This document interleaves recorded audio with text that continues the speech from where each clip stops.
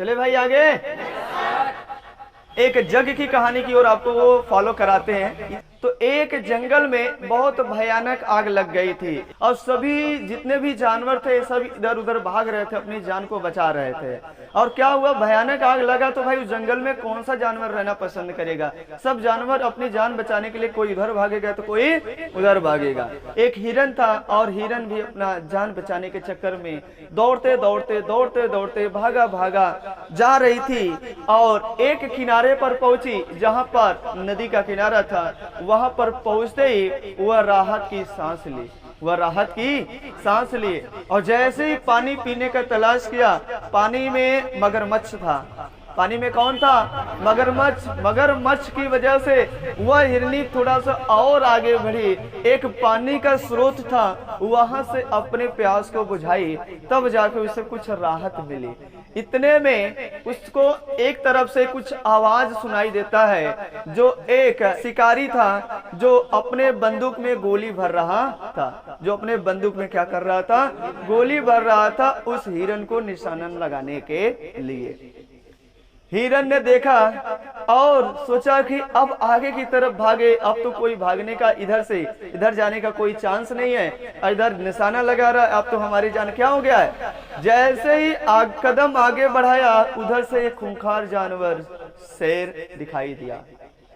जैसे ही शेर सामने दिखाई दिया, अब वह उस नैया में फंस गई कि ना तो आगे बढ़ सकती है, ना तो पीछे बढ़ सकती है, ना तो पानी में जा सकती है और ना ही जंगल की तरफ जा सकती है। चारों तरफ से उसके लिए परेशानी बढ़ा हुआ है। तो करे तो क्या करे, एक ही रास्ता सूझा, अब पूरा अपना जिंदगी इस भगवान के भरोसे छोड़ दिया जाए, अब जो होगा सो अच्छे के लिए ही होता है। तो शेरनी अपने आप को उस शिकारी के आगे बढ़ती है और खुदा न खास्ता जानते हैं भगवान ऊपर वाला ही सबका रक्षा करता है भाई साहब। इतने में अचानक से उस शिकारी के आंख में एक चिंगारी जाती है, जिसकी वजह से उसका निशाना चूक जाता है और वो बंदूक की गोली जाके सीधा शेर को लग जाती है। किसको लग जाती है? खुदा न खास्ता लगना चाहिए था हिरनी को, लग गया शेर को। और इधर से ये आंख मिचते मिचते ये शिकारी अपना रास्ता नापा, उधर शेर मर गया। तो जान बचा तो अंतिम पोजीशन पर हम अपने आप को हार मान लेते हैं। पढ़ाई करते वक्त भी चरम सीमा पर हम पहुंचते हैं, वही अंतिम घड़ी का आपका परीक्षा होता है। उस घड़ी में अगर आप हार जाते हैं तो समझो आप इंसान नहीं है। इंसान का एक असली पहचान होता है, आपको अंतिम दम तक आपको लड़ाई करना है, लड़ते रहना है, चाहे कुछ भी हो जाए। खुदा न खास्ता वो आपके लिए रास्ता पहले से बना के रखे हैं। बस आप एक बार मेहनत तो करो। मेहनत करते नहीं है, ये जिसकी वजह से हम पीछे चले आते हैं। ना तो हम उस चीज को कर पाते हैं, ना तो अपनी एबिलिटी को चेक कर पाते हैं, और कॉन्फिडेंस नहीं जाग पाता है कि हम कर पाएंगे या नहीं कर पाएंगे, क्योंकि अपने ऊपर विश्वास नहीं होता है। विश्वास आने का बस एक ही रास्ता है, वह रास्ता है अपने आप को खुद आईने में डेली का डेली 4 से 5 बार देखो, खुद से सवाल पूछो कि जो हम ये कर रहे हैं क्या ये हमारे लिए फायदेमंद है, या जो हम ये कर रहे हैं क्या हम इतने से संतुष्ट हैं, या जो हम इतना कर रहे हैं इतने से हमारी भविष्य उज्जवल में आ सकती है, या इतना जो हम कर रहे हैं ये दुनिया के लिए काफी है, या जो इतना हम कर रहे हैं हम अपने लिए या परिवार के लिए या जग के लिए इससे कुछ कर सकते हैं, नहीं कर सकते हैं। इससे अगर अपने आप से सवाल पूछे डेली का डेली, क्या जितना हम पढ़ के आए हैं क्या इससे हम संतुष्ट भी हो सके हैं, या जो टीचर हमें पढ़ाया है क्या वो सही गाइडलाइन हमें दे पा रहा है कि नहीं दे पा रहा है। अगर सही गाइडलाइन अगर मिल रहा होगा तो अंदर से जवाब आएगा जो तुम कर रहे हो वहां से सही गाइडलाइन मिल रहा है, बस तुम मेहनत नहीं कर रहे हो। और ये अंदर से जवाब आएगा जब शीशे के सामने कई दिन पूछोगे तब जवाब आना शुरू हो जाएगा। अब तुम पूछोगे जाके शीशे के सामने, बोल मेरे भाई आज मैंने पढ़ के आया है, अंग्रेजी बोल सही पढ़ा है गलत पढ़ा है, तो शीशा जवाब नहीं देगा मेरे भाई साहब। जवाब देगा क्या? शीशा जवाब तो नहीं दे सकता है। तो आप कहेंगे तो शायद तो बोले थे जवाब मिल जाएगा वहां से। ये तो हम 4 दिन पूछा कोई जवाब ही नहीं मिल रहा। तो जवाब वहां से नहीं मिलेगा मेरे भाई साहब, आपके अंतरात्मा से मिलेगा। दिल से मत बोलना, नहीं तो हम बहुत पीटेंगे। कई लोग दिल को बदनाम करके रख दिए हैं। दिल तो दीवाना है, दिल तो पागल है, दिल धोखा दे दिया, दिल टूट गया है, दिल ऐसा मर गया है कि पूछा रहे दिल मरता है यार। दिल को जुटाई बदनाम करके रखे। दिल का काम क्या है? बस दिल का काम है कि ब्लड का पंपिंग करना, सप्लाई करना। क्या भाई साहब, दिल का काम यही है ना? तो दिल को जो काम मिला वो करने दो यार। दिल का काम टूटना होता है। टूटा तो मन है, मन मेरा नहीं लगा तो वहां से मेरा मन खटका हुआ है। क्या समझ में आ रहा है? सही समझ में आ रहा है ना? तो दिल को बदनाम ना करिए भाई। ये जो दिल लवर वाले काम करते हैं, लैला मजनू कि दिल टूट गया, दिल तुम्हें दे दिए हैं, ये कवियों का थोड़ा सा प्रोग्रेस किया गया है ताकि भाषा में जान डाला जा सके। तो वो वाला चीज को स्टाइल में मत अपनाइए। समझ में आ रहा है ना? तो दिल तक कहने का मतलब होता है मन से बोलने का मतलब है वो। तो मन से रिलेटेड लिया गया है, वो दिल नहीं है। दिल जो आपको दिल को बदनाम करके रख दिया है, मार्केटों में उपलब्ध है भैया लो दिल। अगर ऐसा मिलता तब तो काम ही हो जाता अच्छे से। तो इसी के साथ अपना जो टॉपिक चल रहा था वो चल रहा था वॉइस। क्या चल रहा था? वॉइस चल रहा है। अगर हम आपसे पूछें कि वॉइस क्या होता है तो जवाब यहाँ से आएगा कि ये वर्ब का रूप होता है। क्या होता है मेरे भाई साहब? ये वर्ब का रूप होता है। क्या होता है? तो आपसे पूछा जाए कि ये वॉइस क्या होता है तो फॉर्म ऑफ वर्ब, ये वर्ब का रूप है। वर्ब का रूप तो तमाम है ना दोस्तों। अगर हम बोल रहे हैं दोस्त यहाँ से non finite verb, non finite verb भी बताओ क्या ये वर्ब का रूप है कि नहीं है? ये वर्ब का रूप तो है, लेकिन काम इसको अलग मिला कि वही काम मिला है? अलग काम मिला मेरे भाई साहब। अगर हम बोले हेल्पिंग वर्ब क्या है तो आप कहेंगे सर ये वर्ब का रूप है। हम बोले टेंस क्या है, कहेंगे वर्ब का रूप है। तो वर्ब का रूप है लेकिन सब क्या है? अलग अलग है ना भाई साहब। अगर हम बोले फाइनाइट वर्ब क्या है, ये वर्ब का रूप है। भाई जितना भी वर्ब हमने पढ़ा है सभी बताओ क्या है? वर्ब का रूप है। जैसे ये लड़का देखिए है कि नहीं है, आप ही खड़े हो जाओ दोस्त। अगर हम इनसे बोले ये लड़का देखो इस समय स्टूडेंट है कि नहीं है ना? इस समय अभी देखो घर पे जाएगा किसी का लड़का बनेगा, बनेगा कि नहीं बनेगा भाई साहब? और अभी थोड़ा सा बड़ा होगा तो किसी का पति भी बनेगा, किसी का फूफा बनेगा, किसी का दद्दा बनेगा, किसी का एक ही व्यक्ति है कि कई तो है? एक ही है। तो इसका फंक्शन क्या हो रहा है? बदल रहा है ना। इसी प्रकार वर्ब का फंक्शन है दोस्त। वर्ब का फंक्शन ये बोलता है कि अगर इस समय आप देख रहे हैं ये कार्य करेगा तो उसको हम ये बोलेंगे, अगर ये काम करेगा तो उसको हम ये बोलेंगे। उस समय की बात है, पोजीशन बदलते ही। पोजीशन नहीं बदला तो कार्य नहीं बदलेगा, पोजीशन बदल गया कार्य बदल जाएगा। बैठ जाइए। अच्छा, तो हम वॉइस में आपको ये समझाना चाह रहे हैं, voice is a form of verb which expresses whether it's subject doer और नॉन डूअर। ये बताता है कि इसका सब्जेक्ट डूअर है कि नॉन डूअर है। तो हम आपसे यहाँ बताएंगे कि इसका जो सब्जेक्ट होता है मेरे भाई साहब, इसका ये जो सब्जेक्ट है ये डूअर है कि नॉन डूअर है। इसका जो सब्जेक्ट है वह डूअर है कि नॉन डूअर है। बस इतना ही आपको देखना है। एक्टिव एंड पैसिव वॉइस में जो रूल लिखवाया जाता है उस रूल के तहत अगर बात कर सकते हैं तो केवल आप बनाना सीख सकते हो। हम ये नहीं बोल रहे हैं कि आपको नहीं आएगा।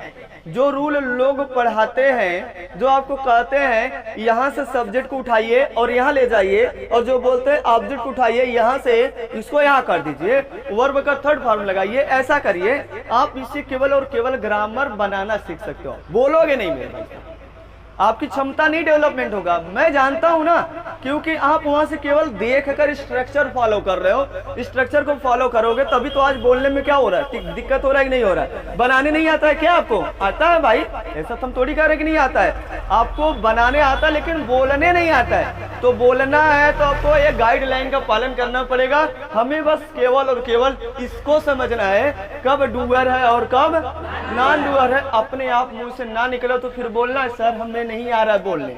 समझ में आ रहा है ना? मुंह से अपने आप ऑटोमेटिक निकलेगा। सच बता रहे हैं। और इसमें हम ये चीजें आपको नहीं बताने वाले हैं कि हम सब्जेक्ट को इधर ले जाएंगे ऑब्जेक्ट बनेगा, और आप इधर सब्जेक्ट को इधर ले जाएंगे तो ये ऑब्जेक्ट बन जाएगा। इधर ऑब्जेक्ट है, इसको इधर ला रहे हैं, ये भैया काम नहीं चलेगा। ठीक है ना? अगर यही पढ़ना है तो आपके किताब में ये मिलेगा मेरे भाई साहब। यूट्यूब पर हर कोई लोग पढ़ा रहे हैं, यही चीज आपको देंगे। समझ में आ रहा है नहीं आ रहा है? यूट्यूब पर या कोई टीचर पढ़ा रहे होंगे किसी और संस्थान में, तो आपको यही देकर जाएगा। क्या भाई दूसरा कोई देगा क्या? और तो हम अगर दे रहे हैं, हम आप इसमें अगर बात कर रहे हैं तो केवल स्पेशल किसके ऊपर बात करेंगे? Doer and non doer, doer and non doer. अगर हम आपके अंदर ये एबिलिटी डाल दें कि आप कब डूअर पहचान रहे हैं कब डूअर नहीं है, मतलब किसके ऊपर एम्फेसिस डालना चाह रहे हैं, अगर ये मन में विजुअलाइजेशन होना शुरू हो जाए तो बताओ आपको लिखने की जरूरत पड़ेगा? केवल मन में जितना बोलना चाहेंगे लिखने की जरूरत नहीं पड़ेगा, वो मन में पहले से कैलकुलेट हो गया कि हम बोलना क्या चाह रहे हो, वो इंग्लिश में कन्वर्ट है अपने आप। तो हमें तो वही चाहिए ना, तो हमें वही चाहिए। तो आइए इसके ऊपर बात करते हैं। शुरुआत आपका टेंस से न चलकर दोस्तों हम चलते हैं मोडाल हेल्पिंग वर्ब से। कहां से मेरे भाई साहब? Are you sure? निश्चित है? सच में? कंफर्म? तो आइए दोस्तों, जो अपने पास वॉइस चलेगा वो मोडाल हेल्पिंग वर्ब से चलेगा। जैसे कहते हैं ना दोस्तों, किसी भी गाड़ी को चलाने के लिए उसमें इंजन की जरूरत पड़ता है। अगर इंजन ना हो तो गाड़ी नहीं चल पाएगा मेरे भाई साहब। सही बात है गलत बात है? किसी भी चीज को चलाने के लिए इंजन की जरूरत पड़ता है, वह इंजन ना हो तो वह गाड़ी नहीं चल पाएगी। उसी प्रकार दोस्तों अंग्रेजी को चलाने के लिए अपने पास मेन हार्डवेयर, मेन इंजन जो है वह वर्ब होता है। कौन होता है? वह वर्ब होता है। वर्ब नहीं आया समझो आप गाड़ी नहीं चला पाओगे, क्योंकि इंजन वह नहीं है तो चलाओगे कैसे? तुम धक्का मार के चलाओगे। कितना धक्का मारेगा कोई पीछे वाला भाई? कब तक मारेगा मुझे बताओ? कब तक? जब तक तुम उसे लड्डू खिलाते रहोगे तब तक। लड्डू खिलाना बंद कर दिया तो फिर धक्का मारेगा का पीछे वाला? आइए इसके ऊपर चले तब हम लोग कमांड करें। तो इंग्लिश का बताओ मेन इंजन कौन है? वर्ब। बाकी पार्ट तो है ही है, वो तो अपना जैसे कंप्यूटर देखे होंगे, कंप्यूटर का मेन पार्ट क्या होता है? सीपीयू होता है। अगर सीपीयू निकाल दिया जाए तो भाई कंप्यूटर का प्रोसेसिंग नहीं हो पाएगा, तो बताएगा क्या? जवाब देगा? तुम कीबोर्ड लेके ऐसे खाली टिपत रहा, माउस लेके ऐसे टिंटिनावत रहा, हाँ मॉनिटर लेके खाली ऐसे ऐसे पिक्चर देखा, टीवी देखा, प्रोसेसिंग नहीं हो पाएगा। जो तुम सिग्नल दे रहे हो, इनपुट दे रहे हो, वो आउटपुट नहीं दे पाएगा। तो आउटपुट देने के लिए हमें क्या चाहिए? सीपीयू चाहिए। क्या चाहिए मेरे भाई साहब? सीपीयू। अगर सीपीयू ने, क्योंकि वही प्रोसेसिंग करता है कि आप सिग्नल जो दिए हैं वो क्या कह रहा है, आपको कहने का क्या तात्पर्य है, हम उसको कन्वर्ट करके देंगे। तो कन्वर्टिंग जो करके दे रहा है वही तो सीपीयू कहलाता है। जब वही निकाल देंगे तो बताओ कितना भी उसे कुछ दीजिए चलेगा? नहीं चल पाएगा ना। तो वही चीज है, गाड़ी में जब इंजन लगा दिए, कितनों पहिया लगा दीजिए, कितनों व्यवस्था कर लीजिए, जब इंजन में नहीं है तो गाड़ी नहीं चलेगा। इंजन लगा दीजिए, उसके बाद गाड़ी अपना आप चलना शुरू हो जाएगा। तो बताइए अंग्रेजी का मेन जड़ है अपने पास, वह है वर्ब। इसलिए जो अपना चालू होने वाला है दोस्तों वह वॉइस कहाँ से चालू होने वाला है? Modal helping verb. कहाँ से चालू होने वाला है? तो दोस्तों हमने यहाँ पे लिखा modal, modal, modal helping verb, modal helping verb. ये जो हेल्पिंग वर्ब होते हैं ये दो प्रकार के होते हैं। कितने प्रकार के हैं? दो प्रकार के हैं। एक मोडाल हेल्पिंग वर्ब होता है और दूसरा प्राइमरी हेल्पिंग वर्ब होता है। प्राइमरी हेल्पिंग वर्ब की उत्पत्ति बोले तो दोस्तों अपने पास ये तीन वर्ब के जरिए से आते हैं। पहला है दोस्तों बी। बी के जितने भी फॉर्म है आपको पता होना चाहिए, क्योंकि बी का ही फॉर्म हम यहाँ यूज करने वाले हैं। किसका फॉर्म दोस्तों? बी का फॉर्म। किसका फॉर्म है दोस्त? बी का फॉर्म। अगर हम एक्टिव से पैसिव वॉइस बना रहे हैं, पैसिव वॉइस लिख रहे हैं, तो अपने पास हमेशा वो सहायता करता है बी का फॉर्म। कौन सहायता करता है? शुरुआत में आपको थोड़ा सा कुछ सेंटेंस में प्रॉब्लम हो सकता है, क्योंकि अभी वो फ्रिक्वेंटली आदत नहीं बनी है, ठीक है ना। जैसे ही आपकी आदत बनेगी, मुंह से अगर वही शब्द ना निकले तो फिर हमसे बोलिएगा कि सर ये शब्द नहीं आ रहा है, इसके बाद वो ऑटोमेटिक निकलेगा। अगर आप बोलना भी चाहोगे गलत तो नहीं हो पाएगा, वो ऑटोमेटिक उस पर आएगा ही आएगा। जैसे कहते हैं ना कि हम इधर हाथ कर रहे तो अपने आप इधर चला गया, वो अपने आप होता ही है। जैसे हम कहते हैं ना हम खाना खाते हैं अपने आप मुंह में ऐसे खाना चला जाता है, वो होता ही है, क्योंकि 15 साल से 10 सालों से आप खाना ऐसे खा रहे तो अपने आप नहीं उठेगा का? उठेगा। जैसे कहते हैं ना हम पैंट का जो बायां पैर, दाहिना पैर है या बायां पैर है, पहला पैर वही जाता है, जाएगा ही जाएगा, ऑलरेडी जाएगा, क्योंकि आपका वो आदत पड़ गया 10 साल से। तो 10 साल से तो आपने अंग्रेजी के लिए कितना आदत डाला है? डाला है कोई? कहते हैं कोई चीज सीखने के लिए हमें बार बार उसके ऊपर प्रैक्टिस करना पड़ता है। अगर प्रैक्टिस नहीं करोगे समझो कि वो आदती नहीं बनेगा। न्यूरॉन्स को अगर आपको आदती बनाना है तो आपको क्या करना पड़ेगा दोस्तों, किसी भी चीज को बार बार बार बार उसे आपको अपने मन में देना पड़ेगा, बार बार रिपीटेशन में लाना पड़ेगा, जिसके कारण न्यूरॉन्स में एक रास्ता बन जाए। जब रास्ता बन जाएगा तो उस रास्ते पर तुम चलना शुरू कर दोगे, वो ऑटोमेटिक होगा, तुम्हें चलने की भी जरूरत नहीं पड़ेगा, मुंह से ऑटोमेटिक वो क्रिया होना शुरू हो जाएगा। और हमारे मन में, हमारे न्यूरॉन्स में वह रास्ता नहीं बन पाता है, क्योंकि हम किसी भी चीज को एक बार पढ़ते तो दोबारा जब पढ़ते तो बोरियस लगता है। शुरुआत में न्यूरॉन्स को एक बार अगर दिया तो थोड़ा सा बोरियस लगता है, दोबारा देंगे ना तो सबसे खराब लगता है, और तीसरी बार देंगे तो और बुरा लगता है, चौथी बार देना और बुरा लगेगा, पांचवी बार देंगे थोड़ा अच्छा लगता है, छठवीं बार देंगे तो और अच्छा लगता है, सातवीं बार देंगे और अच्छा लगता है, आठवीं बार देंगे और अच्छा लगता है, नौवीं बार देंगे तो अच्छा का अच्छा लगता है, और 10वीं बार दे दिया तो समझो कि इसको आप दीवाने हो जाते हैं। क्या हो जाते हैं? दीवाने हो जाते हैं। लेकिन यही आदत तो अपने अंदर नहीं है, क्योंकि पता है कि कोई चीज शुरुआत में करने में क्या होता है? कठिनाई होता है। क्या होता है भाई साहब?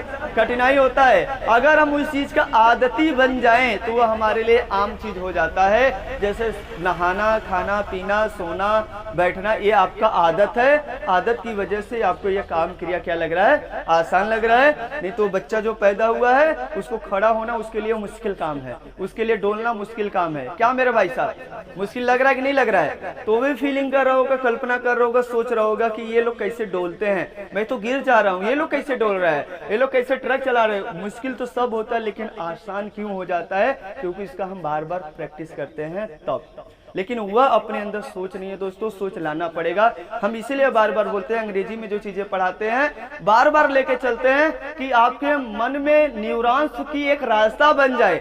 न्यूरॉन्स में जब रास्ता बनेगा तो आपको वो इंटरेस्ट जागेगा। जब न्यूरॉन्स में रास्ता बनते हैं तभी वहां से इंटरेस्ट आता है। जब चीजें अपने आप को समझ में आता है तभी तो हमें वो अच्छा लगता है। समझ में नहीं आता, गणित जिसको समझ में आएगा वो गणित लगाएगा भाई साहब। गणित उसको कब अच्छा लग रहा है? क्योंकि उसको समझ में आ रहा है कुछ पॉइंट, तभी वो गणित लगा। जिसको नहीं आ रहा वो कहेगा यार ये कहाँ लिखा है, शब्द नहीं समझ में आ रहा है, अंग्रेजी तो समझ में नहीं आ रहा है, इतिहास पता नहीं क्या क्या लिखा जाता है यार, समझ में नहीं आ रहा है। देख रहे हैं ना? तो मतलब न्यूरॉन्स में रास्ता कब बनेगा? जब हम किसी चीज का रिपीटेशन बार बार करेंगे तब। तो आइए, रिपीटेशन में किसी चीज को हम बार बार लाते ही रहते हैं, और आपको भी रिपीटेशन में बार बार लाना पड़ेगा ताकि वह चीज आसान हो जाए। पहले आसान होगा तो इंटरेस्ट जागेगा। तो मोडाल हेल्पिंग वर्ब में हम बोले कि मोडाल हेल्पिंग वर्ब कितने प्रकार के होते हैं दोस्तों? हेल्पिंग वर्ब दो प्रकार के होते हैं। एक प्राइमरी हेल्पिंग वर्ब होता है, प्राइमरी हेल्पिंग वर्ब होता है दोस्तों, और एक होता है modal helping verb. Modal helping verb एक प्राइमरी हेल्पिंग वर्ब होता है, और दूसरा दोस्तों modal helping verb. Primary helping verb की बात करें दोस्तों तो एक आता है बी अपने पास, और एक आता है डू दोस्तों, और एक आता है अपने पास है। क्या सही बात है या गलत बात है? सही बात। थोड़ा सा याद आ रहा है कुछ? तो टोटल अगर मोडाल हेल्पिंग वर्ब की बात करें तो इसकी तादाद जो दोस्तों है वह टोटल है 13। कितना है मेरे भाई साहब? और प्राइमरी हेल्पिंग वर्ब की तादाद बोले तो दोस्तों टोटल 14 है, और यहाँ इसकी तादाद बोले तो 13। टोटल कितना है? टोटल हेल्पिंग वर्ब इन दोनों को मिला के अगर हम बोलते हैं तो 27 है। तो टोटल तादाद बताओ कितना है? अरे बहुत ज्यादा थोड़ी ना है यार, ये दैनिक जीवन में बहुत ज्यादा यूज हो रहा है, हर जगह अंग्रेजी का जड़िया है पूरा, ये नौटंकी खोल के रख देते हैं। तो बी का बताओ क्या होता है?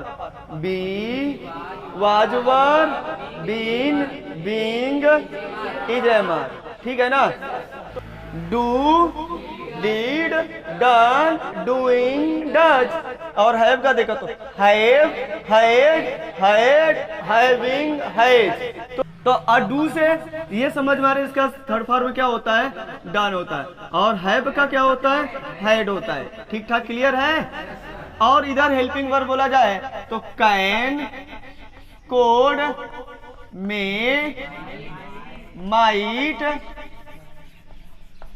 शैल, should, will, would, need, must, dare, used to, use to, ought to. ये अपने पास टोटल तादाद इनकी बताओ कितना है, 13 है। इन्हें कहता है मोडल हेल्पिंग वर्ब। क्या बोलते हैं भाई साहब, model helping verb. After the model helping verb always comes V1। तो मोडल हेल्पिंग वर्ब अगर हम बोल रहे हैं दोस्तों, यहाँ पे लिखा गया है model helping verb. Model helping verb है तो आपको क्या पता है कि दोस्तों इसके बाद हमेशा क्या आता है, V1 आता है। हमेशा इसके बाद बताओ क्या आता है, V1। अगर V1 से V2 लिख दिया तो, V3 लिख दिया तो, हमेशा अगर मोडाल है चाहे जिस रूप में हो, चाहे वो कैन हो चाहे वो कुड हो, चाहे वो मेट में हो चाहे वो माइट हो, चाहे वो सैल हो चाहे वो, जब भी आएगा तो उसके बाद बताओ हमेशा क्या आएगा, तो इसके बाद हमेशा जब भी आएगा तो V1 है। अच्छा ये बताएगा क्या मेरे भाई साहब, मूड को बताता है। क्या बताता है, क्या बताता है, ओपिनियन बताता है। क्या बताता है, ओपिनियन बताता। और ये बताएगा किसका, किसका बताएगा, स्पीकर्स का बताएगा, जो बोल रहे हैं उसके मन तक पहुंचने के लिए कि उसकी सोच क्या चल रहा है, उसकी रवैया क्या चल रहा है। ऐसा कौन बताता है अपने पास, ये बताता है मोडल हेल्पिंग वर्ब। इसके जरिए से पहुंचते हैं। तो अगर हम बातें यहाँ पे कर रहे हैं मोडल हेल्पिंग वर्ब से, तो आइए मोडल हेल्पिंग वर्ब से एक्टिव एंड पैसिव वॉइस चला जाए। ठीक है ना, मोडल हेल्पिंग वर्ब से कुछ बातें किया जाए। ये था आपका थोड़ा सा कि जो मोडल हेल्पिंग वर्ब है वो क्या है, पीछे से फिर से ये तो जानते हैं पहले से ऑलरेडी।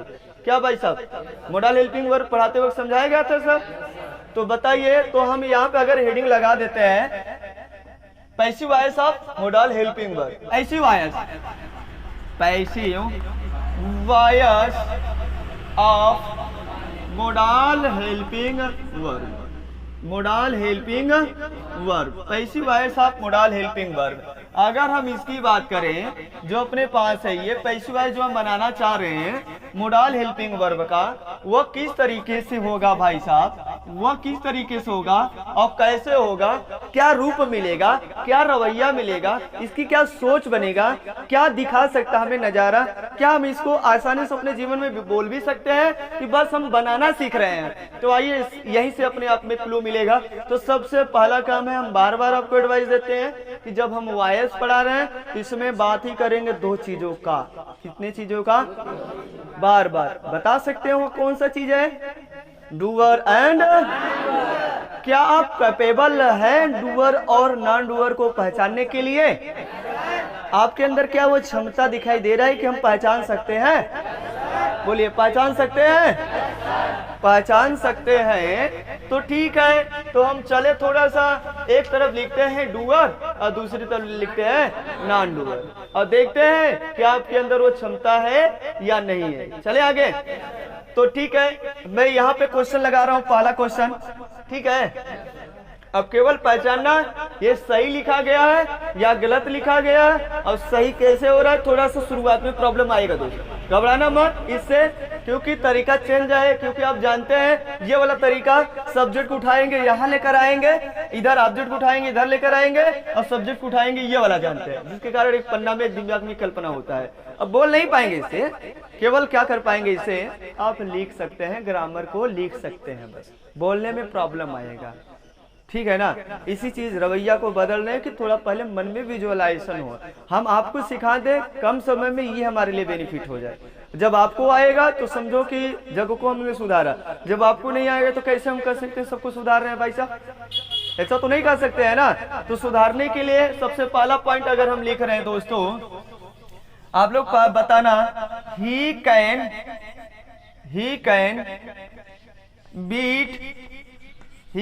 Beat you. क्या ये सही लिखा गया है?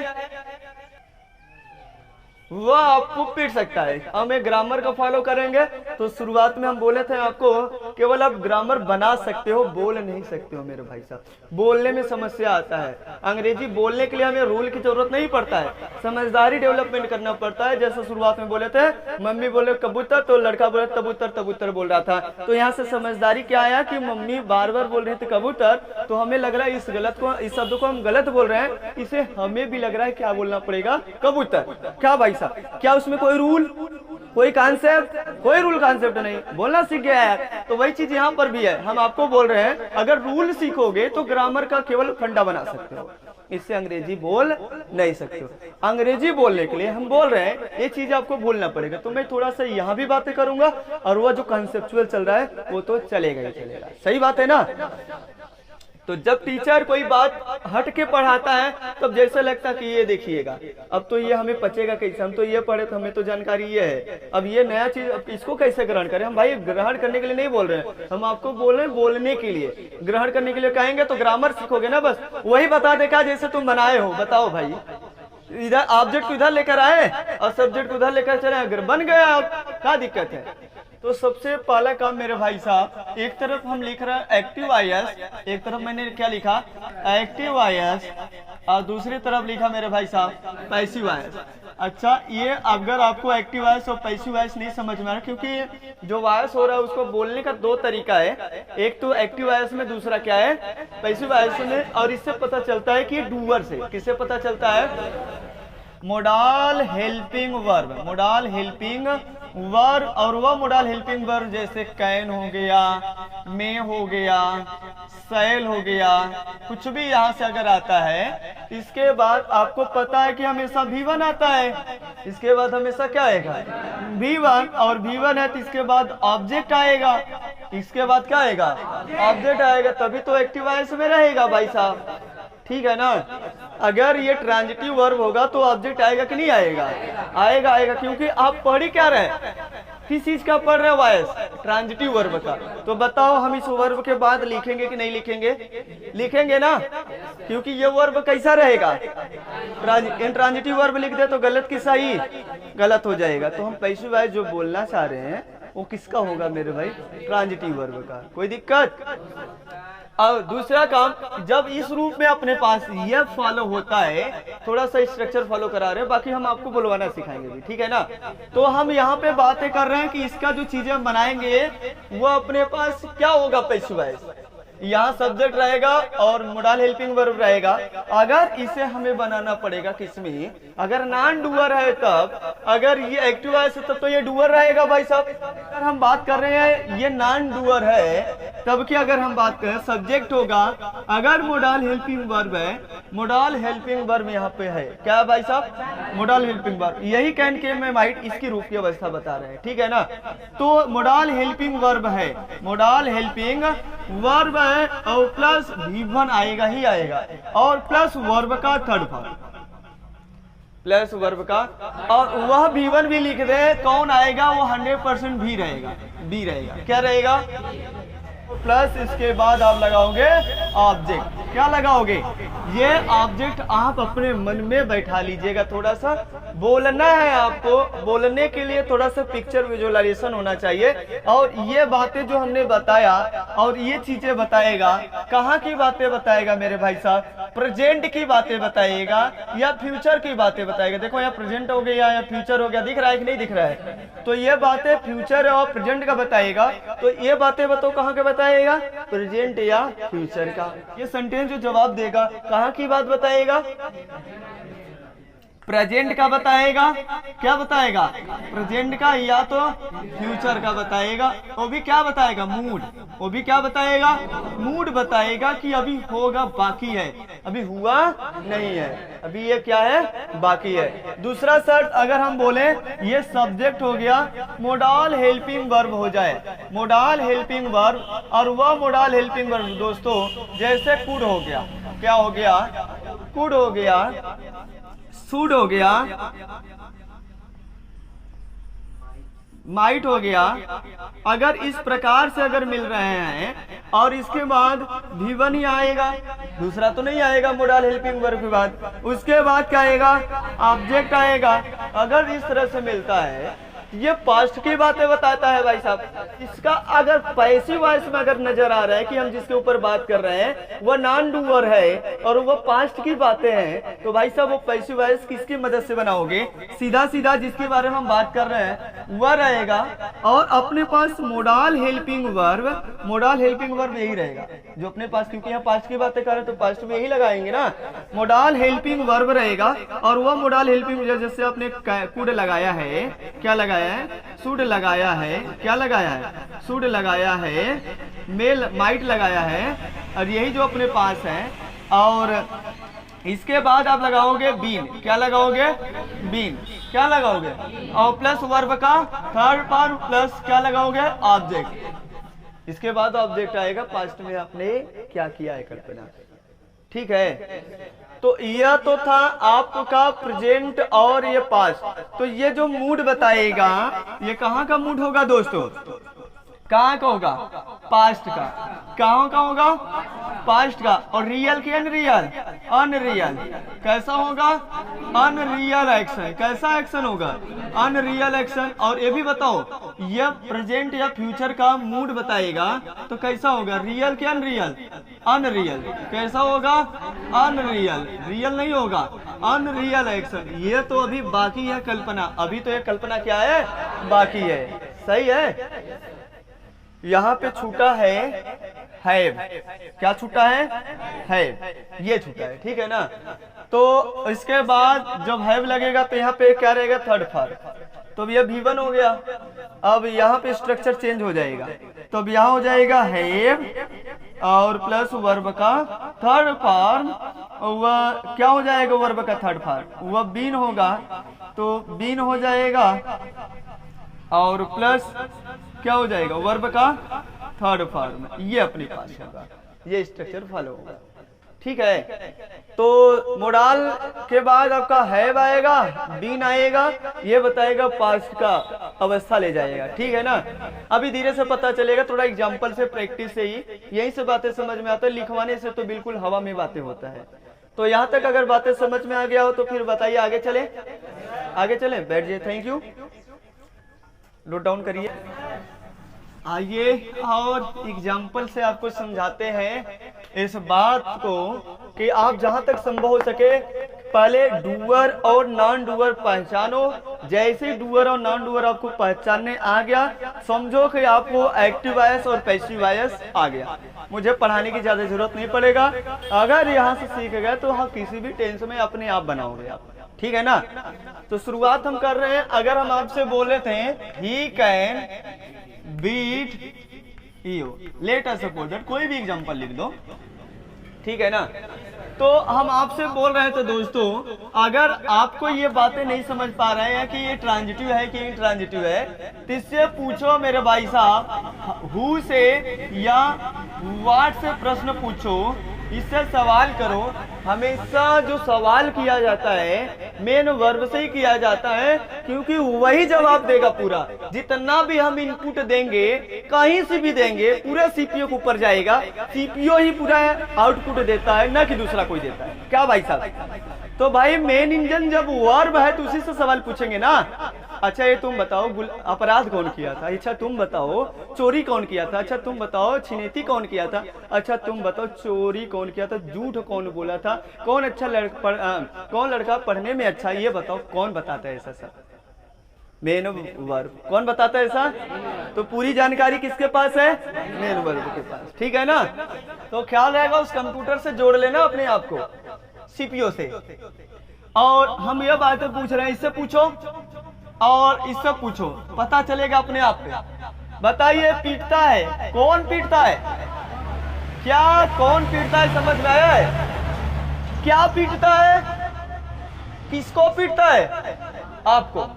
और यहाँ ऑब्जेक्ट को पूछने के लिए इससे हमेशा, अगर ये ऑब्जेक्टिव का पर्सन होगा तो हुम से आएगा, पर्सन होगा तब। अगर ये ऑब्जेक्टिव का पर्सन होगा तो इसके लिए हुम आएगा। क्या आएगा मेरे भाई साहब? हुम। अगर कोई थिंग है तो व्हाट आएगा। कोई वस्तु है तो यहाँ से अगर जवाब मिलता है तो वह हमेशा ऑब्जेक्ट कहलाता है।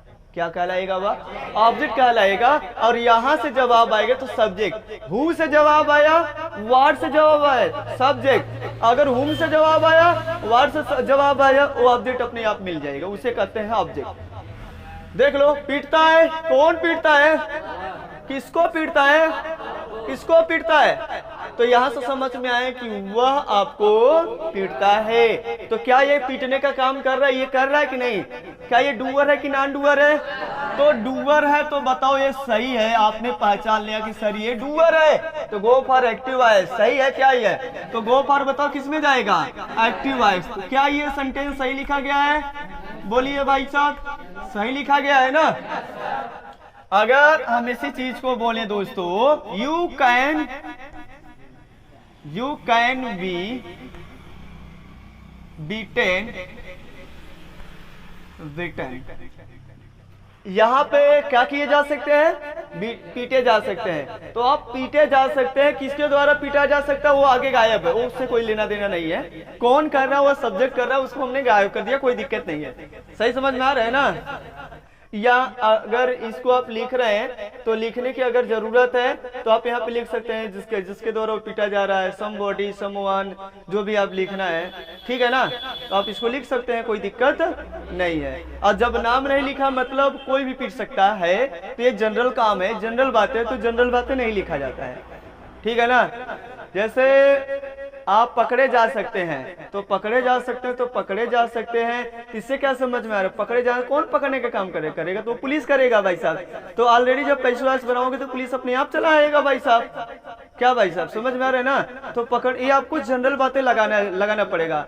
हाँ, ही इज कोल्ड। अब मुझे बताइए, ही इज कोल्ड, ही जैसे बात कर दिया, ही इज कोल्ड से, इज कोल्ड माने कोई आपको डांटेगा तो कौन डांटेगा? क्या नाम लिखा मैंने?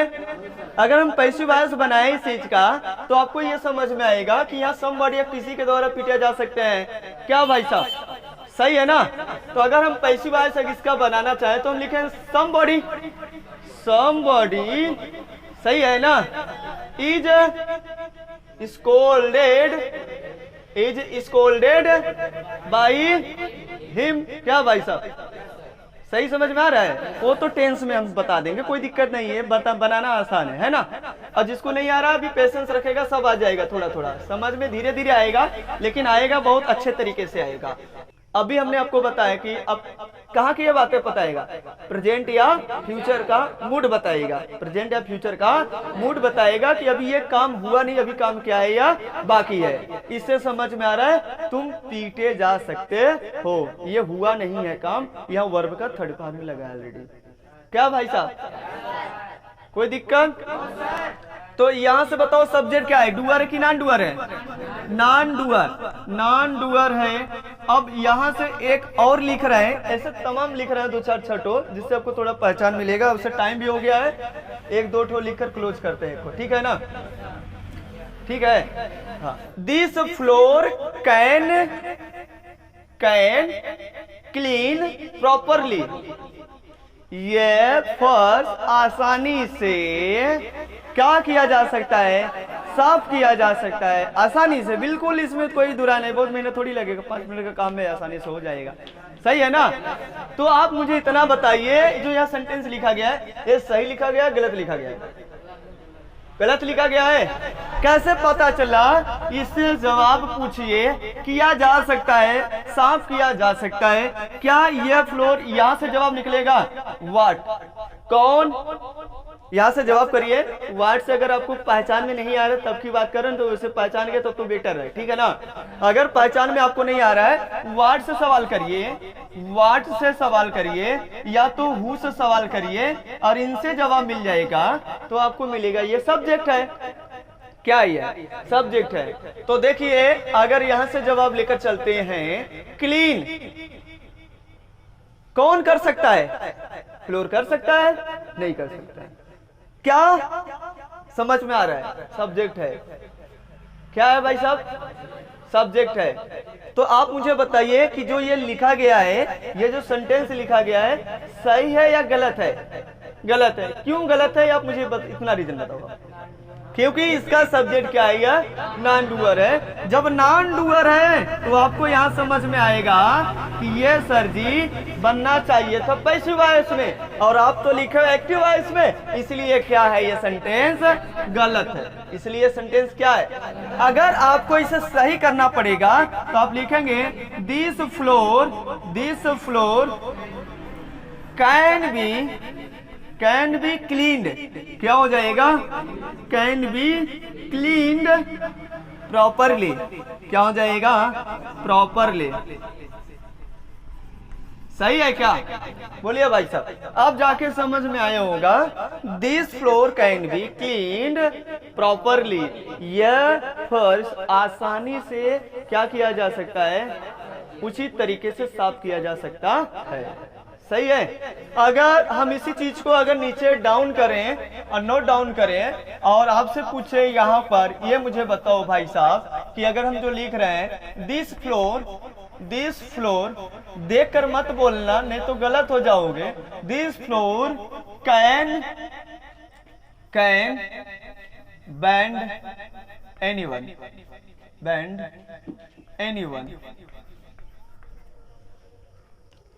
सही है ना, चलो बताइए। यह बोला गया है this floor can bend anyone.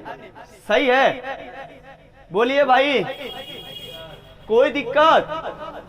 हमने आपको यहाँ पे बोला यहाँ भी दिस फ्लोर था और यहाँ भी दिस फ्लोर है। दिस फ्लोर कैन यहाँ भी लिखा गया था, दिस फ्लोर कैन यहाँ भी है।